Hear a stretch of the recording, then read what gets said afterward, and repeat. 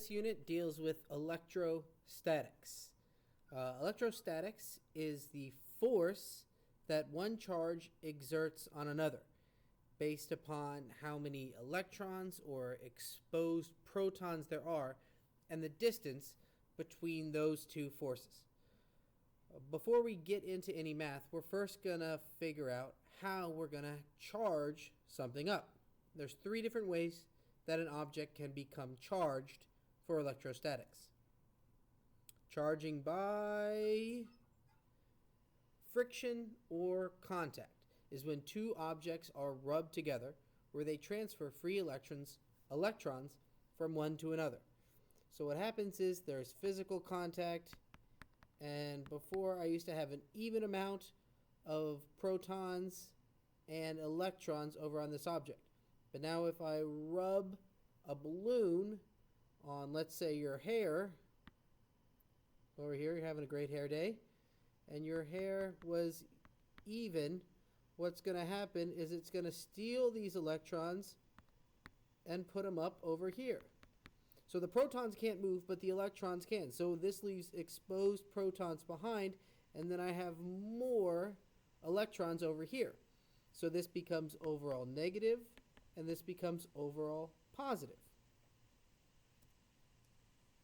Another way to charge something is charging by induction. Induction is a transfer of electrons between two conductors where an induced charge is held near one of the conductors, causing the electrons to move internally and create a difference in charge. So you can see here by the diagram, initially nobody's charged. Everybody is neutral. Here, when I bring a negatively charged object over to it, it forces all these electrons to move over to the right, leaving these exposed protons behind. Then if we create separation between the two disks, these electrons can't get back over. So they're stuck on this sphere. So now I've created overall positive charge here and overall negative charge. The key to this is that there is no contact. So this little guy never actually touches either of the charging spheres. A charge is still created, but without contact.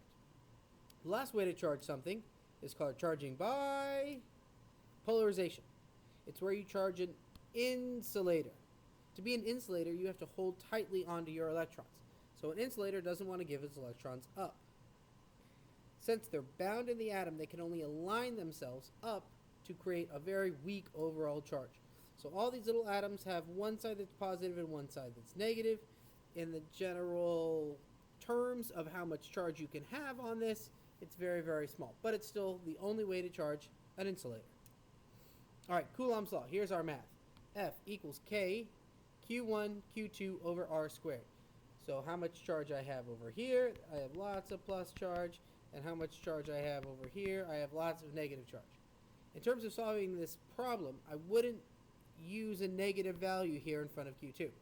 Only in the end do I say if it's an attractive force, positive and negative, or a repulsive force, two negatives or two positive charged objects. Let's look at solving an example here for us. What's the force Q1 exerts on Q2 if there's negative 40 microcoulombs on Q1 and negative 20 microcoulombs on Q2? First off, they're both negative, so it's going to be a repulsive force. I don't need to add any of the negatives in terms of solving.